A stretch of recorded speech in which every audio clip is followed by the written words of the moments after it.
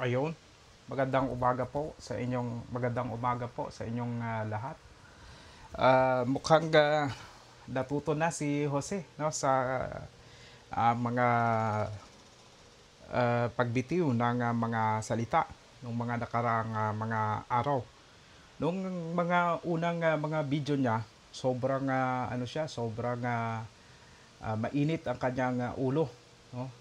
Sigaw siya ng sigaw sa amin ni Kuya ah, July. Pero sa matapos yung mga advice natin sa kanya, kasi yung sa atin, hindi naman banat sa kanya kundi sumasagot lang tayo. At the same time, nag-advise tayo na hindi dapat idaan sa init ng ulo ang lahat. Mukhang natututo si Jose. Sa ngayon naman, napanood ko yung about sa sponsor niya, sa Kalabaw ba yun? No? At mukhang magkakaproblema dito si Jose. Ito na sinasabi natin, kung anong ginagawa mo sa kapwa mo ay buwabalik rin sa iyo. Nung una, 'di ba si Tikram pinapatot sa dahan niya na kumuha ng milyon kay Dave, no? Pero wala naman siyang konkretong ebidensya at kung ang pera ba ay nandoon pa or wala. Gusto niya para nga yun ang inaano niya talaga. Sinisintro niya ito talagang si Tekram. Ngayon pala may tinatago rin pala itong si Jose patungkol doon sa mabuti na lang at lumantad din itong nag-sponsor. Ngayon may problema lang dito sa kay Jose na ito na pag-publish ng pribadong mensahe. Ito yung delikado kasi hindi mo yan pwedeng i-publish ang isang private message ng ng hindi mo pinagpapaalam doon sa iyong kachat. Halimbawa, may kachat ako at napaka ng chat namin, hindi pwede 'yon na gawin mong na i-publish mo 'yon. Maliban lamang kung may pahintulot. 'Yan yung yun yung problema. Okay lang yung mga naka-public na mga mensahe, yung mga sa public comment section na yan or sa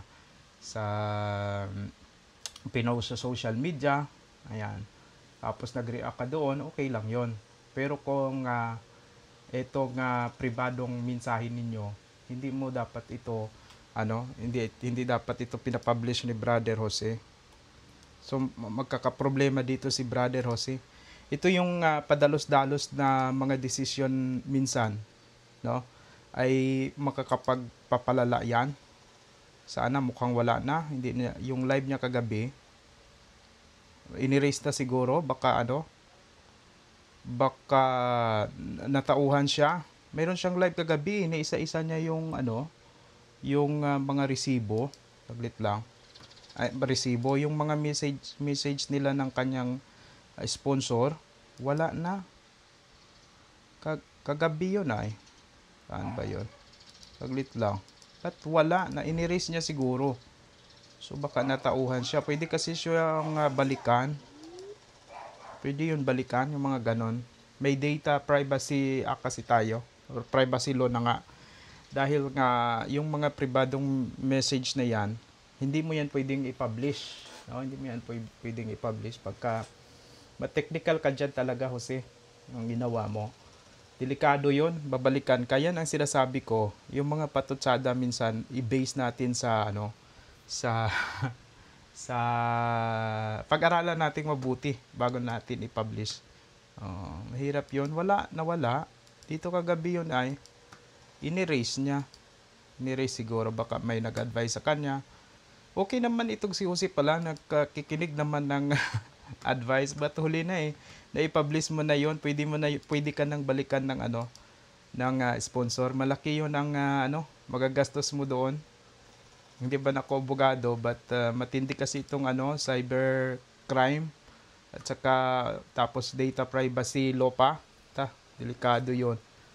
Hindi kasi pwede yan na na basta-basta i-publish mo yung yung mga ganyan. Yan ang sinasabi ko na pwede mo yung sa mga harapan sa right venue, pwede yon na pwede mo yon na maipakita. Pero pag i-publish mo yon sa social media, ikaw pang mababaliktad doon. padelikado. Minsan nga yung mga private message, ang hirap gawing ebidensya yan, no? Depende sa sitwasyon. Pero sa mga ganon, ako, parang ang hirap nito. Ito yung problema kay Jose na pag may mga disgusto siya sa isang sponsor, direct agad siya nagwalwal sa sa on air o sa broadcast. Akala niya lahat ng mga bagay pwedeng dalhin dito sa social media, lahat pwedeng i-publish. Hindi ka lang na-replyan nung sponsor, may gusto kang linawin pero hindi ka ni-replyan. Bigyan mo siya ng enough time to reply. Hindi man yun kung hindi na nag-reply nga, babanatan mo kaagad, di ba? Papublish mo kaagad yung privado ninyong na mensahe. So yan ang isa na naman sa patunay na si Jose ay isang marahas na tao. Hindi siya hindi siya makapagtimpi, ika nga. So kahit pribado yung pag-uusap ninyo, itatraidorin ka niya, ipapublish niya, no? Yung pribadong usapan. Pag pribadong usapan yan, hindi mo dapat yan talaga pina-publish, no? Mahirap yun. Babalikan ka nun. Kung ako sa sponsor, balikan yun. Kasi, pinablish mo yung private na pag-uusap natin, Hindi maganda, no? Hindi magandang ehemplo. Kahit may punto ka pa dyan, wag mo basta-basta wag mo basta-basta i-publish yung private message. Ayan, nakuha na yan ng mga ibang reactor. So na screen record na yan, ebidensya na yon na binanatan mo yung isang sponsor mo gamit yung mga pinablish mo na mga private na message. So kung minsan kasi yung sinasabi ko nga, yung bugso ng damdamin, gusto mo kaagad klaruhin, gusto mo kaagad na may sagot ka kaagad sa mga nagko-question sa iyo. So gamit yung mga private na message. Dapat sinabi mo na meron ako ditong ebidensya. Meron ako ditong ebidensya pero hindi ko 'to pwedeng i-publish. At sa proper venue ipapakita ko ito. Oh. Kung magkakaanuhan na. Okay na sana, may point ka doon sa doon sa pinakita mong mga message ninyo dalawa. Okay, makakatulong yun sa'yo, yung message na yun. Pero, nandoon ka na sana sa okay na sana yun Pero, ang mali lang, pinablish mo yung private na message. Pwede mo naman na na sabihin na mayroon kang message dito. Ganito, ganyan. Pero, inano mo pinablish talaga. Grabe. Grabe to, Brother Jose. May mananagot ka talaga dyan. Yung kikitain mo dyan sa mga banat-banat mo sa YouTube, kulang pa sa depensa mo sa korte sa susunod na mga buwan, araw. Pag mga ganyan na Jose, na padalos-dalos ka, it's not worth it talaga. Sabi ko nga, palaging sinasabi ko na worth it ba makipagtalo? Worth it ba na magbigay-bigay ka ng mga ganyan na mga komentary?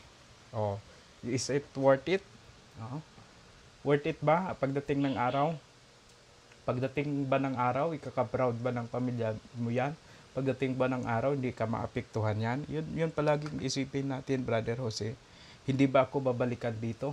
Yan yung mga tanong dapat na before ka mag-publish. Tanungin mo talaga yung sarili mo.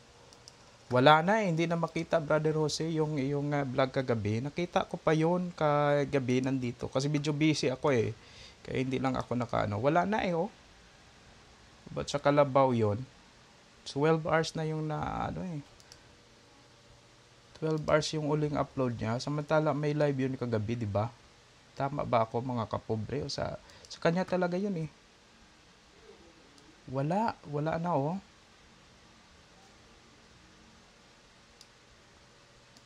Ako kay Tikram mag-file ng case na dito cyber libel kay Jose rin binabalahura ka na sa on air Yung sinasabi nga yung pera ni Dave pinakialaman at saka parang sinisingil ni Brother Jose, may mga patutsada, ginakawan daw yung bata. Yan. Tapos yun pala, may issue rin pala ito sa Kwan, si Jose, sa sponsor. Tapos si Gid Jose.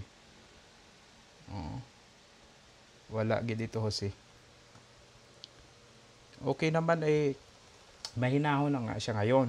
Pero pag padalos-dalos, sabi ko yan ang sinasabi ko, pag padalos-dalos tayo sa pagkomentaryo, yun ang magiging problema, Brother Jose. Oo, problema yun, Brad. Kaya, Kwan, dahan-dahan lang para hindi ka ma-technical. Oo. Hindi kasi yun pwede na ano na sabi mo, ikaw, ako broadcaster kasi ako, kaya ganyan, ganyan. Iba naman daw siya. No? Iba ka nga, pero saklaw tayo ng iisang batas. Batas ng Pilipinas. Kaya hindi naman ikaw alien. Kung alien ka, di hindi ka saklaw ng mga batas. Sinasabi ko nung nakaraan, maging mahinahon sa pagbibigay ng komentaryo, pagbibigay ng aligasyon, lalo na dito sa social media. Kasi mahirap ang cyber libel na tinatawag. Dati sa amin sa radio broadcast, libel medyo mababa yung kasong libel, hindi ganun kataas, no? Pero nung dumating na pati radio nag-adapt sa social media, madahan na yon, maingat na yung mga broadcaster kasi nga mas matindi ang cybercrime law. O mas matindi siya kumpara sa libel lang, no? Ang libel kasi through radio lang, ganyan, na na or pag-publish lang, no, sa mga traditional way, or halimbawa sa isang mga taong lugar, di ba? Or in public, pinahiya mo yung tao, may allegation ka na mali, na hindi tama, may mali siya, gamit mo yung radio, ganyan, ay libel. Pero pag social media na, gamit na yung mga computer device, social media, dumaan na siya sa platform, marami makapanood niyan, cyber libel na. So si si Jose, maraming pwedeng mangyari if ever lang na hindi siya maging maingat. So ikaw pa rin ang lahat ng mga komentaryo mo, ikaw ang sasalo at sasalo bandang huli. O ikaw ang sasalo niyan. Delikado 'yan kung hindi ka mag-iingat. So 'yun lang, Brother Jose. Ingat-ingat lang sa komentaryo, lalo pa sa social media. Kasi hindi man pwede na pagusto-gusto lang tayo, no? Hindi naman tayo pwede nga kung may listeners ka, may viewers ka, ay pagusto-gusto ka na ng mga allegation mo. Hindi po pwede. Dapat base lagi sa ebidensya. Kasi pag hindi ka mag-base sa ebidensya, ay mapupurnada pa yung mga komentaryo mo. Parang yung mga content mo na yan, naging pera na sana, naging bato pa. Kasi sa huli, ang mga sweldo mo dyan sa kakabanat mo kay Tekram, pag ikaw ay na cyber libel, dahil sa mga allegation mong mga like nakaw-nakaw ng milyon, pag ikaw ay na cyber libel, baka hindi pa worth it yung sweldo mo sa iyong YouTube channel. Nabanggit mo rin kasi na dahil sa YouTube mo nakapagawa ka ng bahay mo, no? Yan mga sabi mo, malaki yung sweldo mo diyan. Dahil yan sa mga paggamit mo sa mga video ni Kuya Val, yung pagkomentaryo mo sa kanya, pagkomentaryo mo kay Tikram, pagkomentaryo mo sa akin, talagang kumikita ka diyan.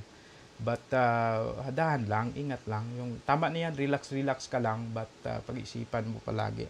Kasi yung mga sumusulsol na tao sa iyo, sa paligid mo, ay hindi yan mga katulong sa huli.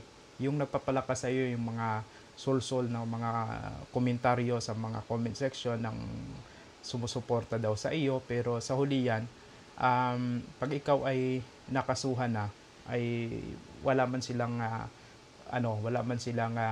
magagawa kundi ikaw ang sasalo. Kung tutulungan ka man nila financially ay okay, pero ang mananagot pa rin at harap ay ikaw. Yun yung totoo. Kasi pag ikaw ay pinatawag sa halimbawa sa barangay or pinailan ka ng kaso, like yung sponsor mag-file ng cyber libel o under at saka paglabag sa privacy law, ay di sino ang pupunta sa otoridad at mananagot? Hindi naman yung mga nagasulsol sa iyo, si hindi naman yon, kundi ikaw at ikaw ang haharap. Kaya ako sa mga, di ba, ako may mga sulsulan ako. Hindi ako basta-basta na nagre-react. Sabi ko, hintayin natin na magkalma ang ating isipan. Pag-isipan natin yung bawat sinasabi bago natin sagutin. Ganon palagi ang sa akin, Brother Jose. At saka, ang pribadong ang pribado conversation ninyo ng sponsor, hindi dapat pinapublish. Maliban lamang kung pinapahintulutan na sige gamitin mo. Sige. At saka public interest. Yun. Yun ang problema doon. Magkakaproblema talaga ito si Brother Jose. Once na yung sponsor na yon ay willing na mag-file ng case, sigurado po yon. Sigurado yon, Brother Jose. Kaya Brother Jose, huwag kang sa halip na magpasalamat ka, no, na mayroong nag-a-advise sa iyo. Hindi palaging pairalin mo yung pagiging ungrateful. Ayan. Wag ganon. Talagang grateful ka palagi. May mga tao nakapalibot sa iyo na yung nagbibigay ng advice talaga na insakto. Ayun. Hindi yung sinusulsulan ka na para mas mapahamak ka. Tsaka iniisip mo kasi palagi na ikaw lang yung nag-iisang nasa tama, no? Hindi dapat, self-righteous yan eh. Pagka ganyan, tama ba yung word ko? Baka mali na naman, no? Sige. Yung parang iniisip mo na na tama ka palagi. Tama ka palagi at walang puwang ang iba sa kanilang mga opinion dahil ikaw ay tama. So sa part na ito, siguro maiisip mo na nagkamali ka ulit and dapat mag-apology ka sa hanggat maaga pa, mag-public apology ka na sa sponsor mo na pinablish mo yung private na pag-uusap ninyo. Problema po yon. Kasi kahit sa amin po, halimbawa, kami ay kahit saan pwede applicable eh. Halimbawa, nag-usap kayo ng pribado, nagkatawagan kayo. Tapos pinablish mo, wiretapping naman yon. Pag mga ganon, private na usapan ninyo. Maliban lang kung halimbawa, sa publiko ni-record mo yung isang tao nagsasalita sa public, nagsasalita sa plaza, ni-record mo, hindi ka maanuhan ng wiretapping. Pag ikaw ay nag-uusap kayo lang, dalawa, wiretapping yun. Nakita mo yung yung Hello Garci, na yun? Yung kay panahon ni Pangulong Gloria. May kinasuhan pa yung nag-publish ng wiretapping eh. So, ito naman sa pag-publish mo ng mga private messages ay pasok yan sa sa I think ako hindi ako nagmamagaling, pasok yan sa paglabag sa privacy law. Kasi nga pinablish mo yung pribadong message ninyo.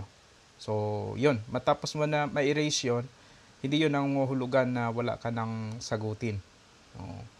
Hindi yun mga hulugan. Kasi once na na-publish mo na yung isang bagay, may ka dyan. May 100% may pananagutan ka. Hindi yan na-i-erase na. Pag in-erase mo yung video, erase na rin yung iyong mga naging allegation. Yun, hindi po yun pwede ma-erase. Lalo na may mga ebidensya na mayroon ng mga nakapag-screen record. So kung nanonood yung sponsor na binalahura ni Jose, pwede siyang mag-file ng case yan. Oo. So kung ako naman kay Jose, mag-public apology ka na sa sponsor hanggat maaga pa na walang maka-encourage sa kanya mag-file ng kaso laban sa iyo. Yun lang. So salamat po sa inyong panonood. Sana Brother Jose, may natutunan ka na naman sa isang video na ito. Hindi kita inaatasan pero alam ko may nakukuha ka naman ng mga tips mula dito sa amin. So yun lang. Effective ang ating pag-a-advise sa kanya. Medyo marahan na siya magsalita, no? Hindi na siya ng Archie Hilario! Makinig ka! Oy, July, Punel! Oh, yo, yo, yo! Nandito na kami! Oh, oh, oh! Diba, ganyan lang, relax lang. Okay? Salamat po. Magandang umaga po sa inyong lahat. Wala na akong i-review pala. Kasi nga, wala na yung live niya. Yun sana yung ating ngayong umaga, i-review natin. Pero wala na pala. So, good morning na lang sa lahat. Comment lang kayo sa baba kung ano ang inyong masasabi. Tama ba na pinablish ni Jose ang pribadong mensahe sa kanya ng sponsor or mali? Brother Jose, magandang umaga po.